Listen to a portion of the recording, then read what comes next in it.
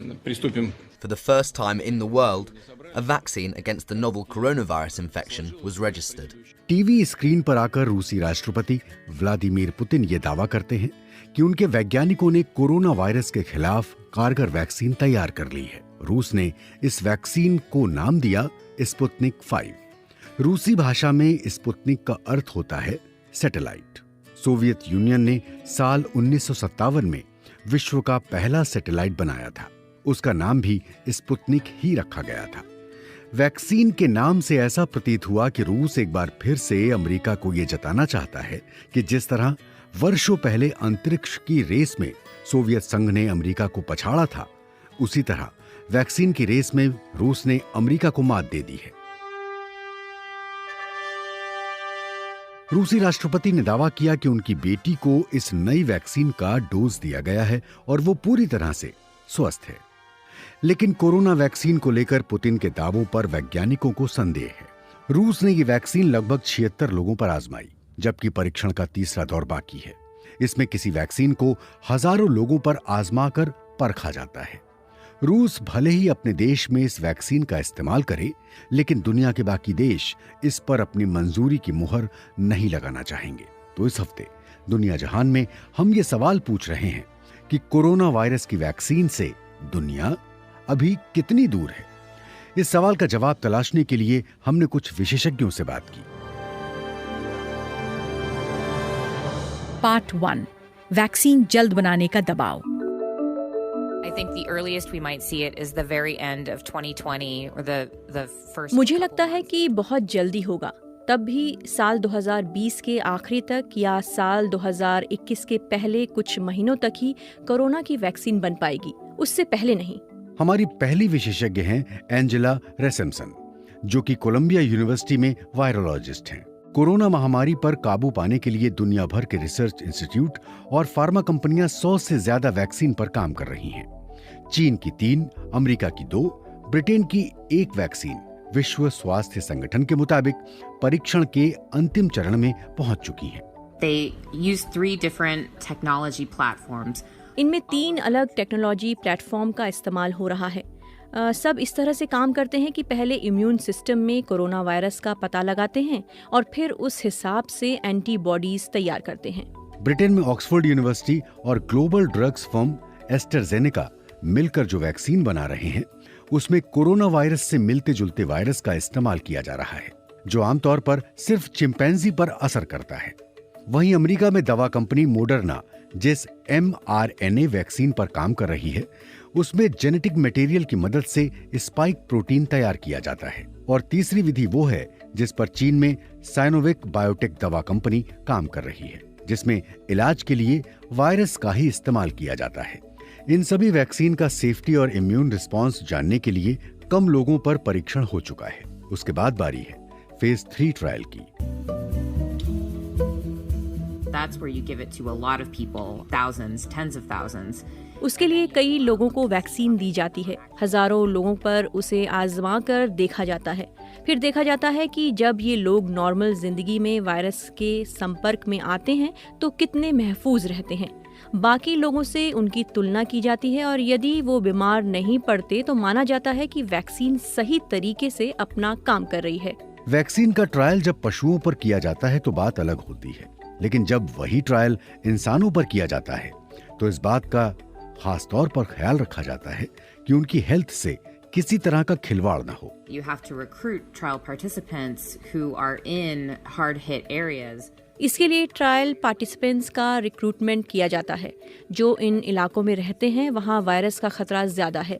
यही वजह है कि जिन देशों में कोरोना के मामले कम हैं, वो अपनी वैक्सीन के फेज 3 के ट्रायल ब्राजील जैसे देशों में कर रहे हैं, जहाँ संक्रमण के मामले बहुत अधिक हैं। वैज्ञानिकों पर वैक्सीन जल्द से जल्द बनाने का दबाव है और इसके साथ अन्य खतरे भी जुड़े हुए हैं। There certainly are. If you are doing this very quickly, you don't. अगर have as आपके much पास time. समय नहीं है और आप बहुत जल्दी में काम कर रहे हैं तो डेटा को ठीक से समझ नहीं पाएंगे। ट्रायल पार्टिसिपेंट्स के लिए आप उन लोगों को रिक्रूट नहीं कर पाएंगे जो वाकई रिस्क जोन में रहते हैं। इसका नतीजा ये होता है कि वैक्सीन के ट्रायल के सटीक नतीजे नहीं मिलते और सटीक नतीजे नहीं मिलने पर कोई वैक्सीन कामयाब नहीं हो सकती। पार्ट 2, वैक्सीन की मांग कैसे पूरी होगी? We haven't done that before, and certainly it's unparalleled at this. हमने इससे पहले इतने बड़े पैमाने पर कभी कोई वैक्सीन नहीं बनाई। वैक्सीन का लाइसेंस मिलने के बाद उसका उत्पादन बढ़ाया जाता है। कोरोना वायरस ने जिस हिसाब से हाहाकार मचाया है, उतने ही बड़े पैमाने पर वैक्सीन के लिए निवेश किया जा रहा है, फिर भले ही उस निवेश का एक हिस्सा बेकार चला जाए। हमारे दूसरे विशेषज्ञ हैं साद ओमर, जो अमेरिका में Yale institute of global health के डायरेक्टर हैं। In the past 10 years, the overall intellectual ability to पिछले 10 वर्षों में वैक्सीन को बनाने के लिए जरूरी बौद्धिक क्षमता का विस्तार हुआ है, जो अब पश्चिमी देशों के दायरे से बाहर निकलकर भारत, चीन जैसे देशों में नजर आ रही है। इससे बड़े पैमाने पर वैक्सीन बनाने की गुंजाइश बढ़ गई है। वैक्सीन को बड़े पैमाने पर बनाने के बाद अगली चुनौती होगी उसे स्टोर करना, खासकर उन देशों में जहां 24 घंटे बिजली आज भी नहीं होती। there are nuances in terms of the temperature at which ध्यान देने वाली छोटी छोटी लेकिन बेहद महत्वपूर्ण बहुत सारी बातें होंगी, जैसे वैक्सीन रेफ्रिजरेटर में किस तापमान पर स्टोर की जाएंगी, उन्हें सही तरीके से स्टोर करने के लिए कितना स्पेस लगेगा, डिस्ट्रीब्यूशन और स्टोरेज की प्लानिंग में ऐसी छोटी छोटी बातों का बड़ा ख्याल रखना होगा। हालांकि अन्य बीमारियों में इस्तेमाल होने वाली मौजूदा वैक्सीन्स का ट्रांसपोर्टेशन और स्टोरेज नेटवर्क दुनिया में मौजूद है, लेकिन उसकी अपनी सीमाएं होंगी। साथ ही महामारी के बीच लोगों को वैक्सीन के डोज देना अपने आप में चुनौतीपूर्ण होगा। the last thing you want is having long lines or a bunch of आप ये नहीं चाहेंगे कि वैक्सीन के लिए लोगों की लंबी लंबी लाइन लगे या कम जगह में बहुत सारे लोग जमा हो जाएं। आप ये नहीं चाहेंगे कि वैक्सीन पाने के लिए लोग इन्फेक्शन का खतरा मोल लें। आप कहेंगे कि वैक्सीन तो मिल ही रही है, तो इन्फेक्शन से क्या घबराना। लेकिन यही तो दिक्कत है, बेहतर से बेहतर वैक्सीन को भी असर दिखाने में कई हफ्ते लगते हैं। ज्यादातर देशों को अभी इस पर काम करना बाकी है कि मौजूदा हालात में लोगों को वैक्सीन आखिर कैसे देंगे। हालांकि इस मामले में भी हमारा पुराना अनुभव काम आ सकता है। we have addressed other logistical challenges related to vaccines. Polio, small pox, meningitis के मामलों में हम वैक्सीन को लेकर कई लॉजिस्टिकल चैलेंजेस देख चुके हैं। हमारे पास टूल्स पहले से मौजूद हैं, लेकिन फिर भी कोरोना वैक्सीन के लिए अब रणनीति बनाने की जरूरत है। लेकिन ये रणनीति भी इस बात पर निर्भर करेगी कि अलग अलग देश एक दूसरे के साथ किस तरह सहयोग करते हैं। कौन जाने इसी सहयोग की कमी सबसे कमजोर कड़ी साबित हो। पार्ट 3, वैक्सीन और राष्ट्रवाद। And for me, that really, sort of lit the light bulb and made me think. इसने मुझे सोचने पर मजबूर कर दिया, जब पर्सनल प्रोटेक्टिव इक्विपमेंट को लेकर इतनी कारोबारी पाबंदी हो सकती है, तो राष्ट्रवाद वैक्सीन के मामले में क्या असर दिखाएगा। हमारे तीसरे विशेषज्ञ हैं चेड बाउन, जो वॉशिंगटन डीसी के Peterson institute for international economics में सीनियर फेलो हैं।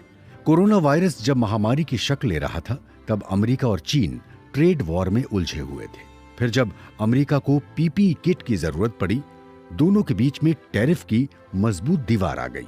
पीपीई किट्स को लेकर पहले मैं वाली बात सिर्फ अमेरिका के साथ नहीं हुई, यूरोप में भी यही देखने में आया।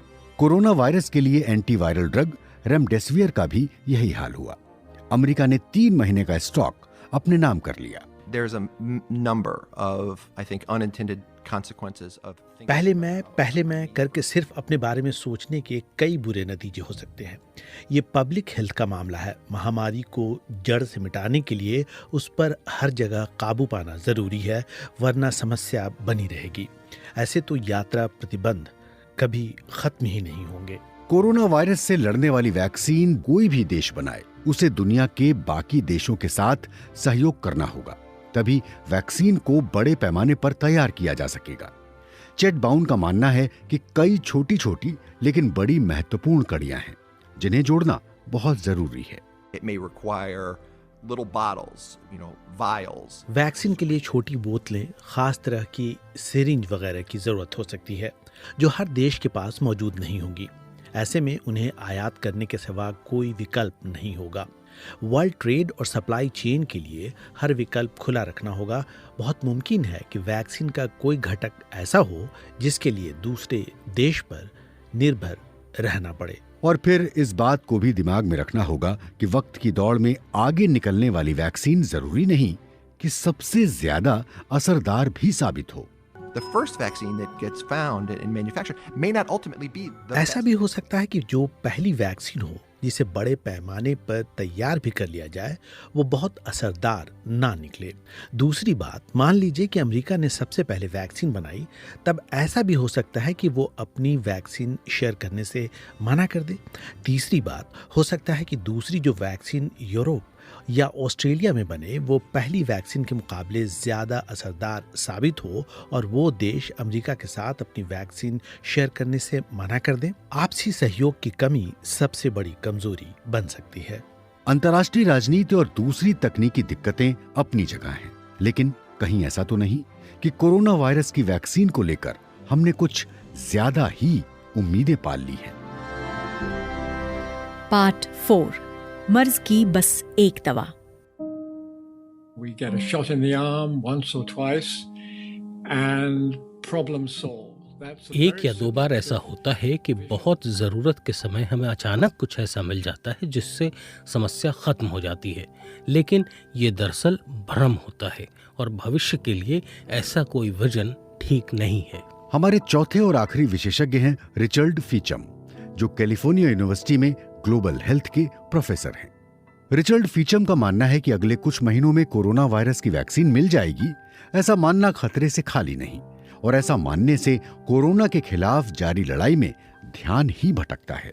It conveys an impression that if we just muddle through the winter, then a vaccine will... इससे ऐसा प्रतीत होता है कि वैक्सीन आते ही समस्या का समाधान हो जाएगा, इसलिए हमें ज़्यादा चिंता करने की ज़रूरत नहीं है।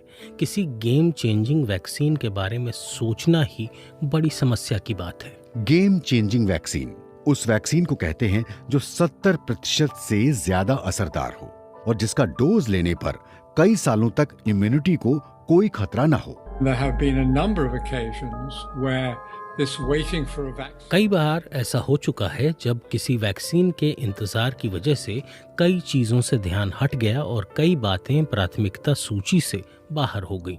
फिर एक दिन आता है जब वैक्सीन के लिए उम्मीदें ही खत्म हो जाती हैं और तब कहीं जाकर हम दूसरे विकल्प तलाशते हैं जो कई बार बड़े कामयाब होते हैं। HIV एड्स इसका सबसे अच्छा उदाहरण कहा जा सकता है। साल 1984 में अमेरिकी अधिकारियों ने दावा किया था कि HIV की वैक्सीन 2 साल के भीतर टेस्टिंग के लिए तैयार हो जाएगी, लेकिन वैज्ञानिक HIV की आज तक कोई वैक्सीन नहीं बना पाए। Through the 1980s and the 1990s, we really were waiting for a vaccine. 1980 के दशक से 1990 के दशक तक हमने वैक्सीन का इंतजार किया और इस दौरान हम दूसरे विकल्पों के बारे में सोच नहीं पाए। बहुत समय गुजर जाने के बाद हमने इस बारे में गंभीरता से सोचा कि एंटी रेट्रोवायरल ड्रग्स को मिलाकर भी कुछ किया जा सकता है, जो बाद में गेम चेंजर साबित हुए। लेकिन HIV एड्स का पता चलने के 4 दशक बाद, बेहिसाब पैसा खर्च करने के बाद, साइंटिफिक तरक्की के बावजूद हमारे पास उसकी कोई वैक्सीन नहीं है। हालांकि हमने HIV का उपचार खोज लिया है जिससे वायरस को फैलने और लोगों की जान बचाने में बहुत मदद मिली है। किसी वैक्सीन को बनाने में आमतौर पर कई वर्ष लग जाते हैं, लेकिन वैज्ञानिकों को उम्मीद है कि जिस गति से काम हो रहा है उस हिसाब से कोरोना वायरस की वैक्सीन अपेक्षाकृत कम समय में तैयार हो सकती है। कई संभावित वैक्सीन अपने परीक्षण के अंतिम चरण में पहुंच चुकी हैं, लेकिन फिर भी ये पता लगाने में कई महीने लग सकते हैं कि नई वैक्सीन असरदार होने के साथ साथ पूरी तरह से सुरक्षित है भी या नहीं। हालांकि इस बात की भी आशंका है कि सुरक्षित और असरदार वैक्सीन बनाने में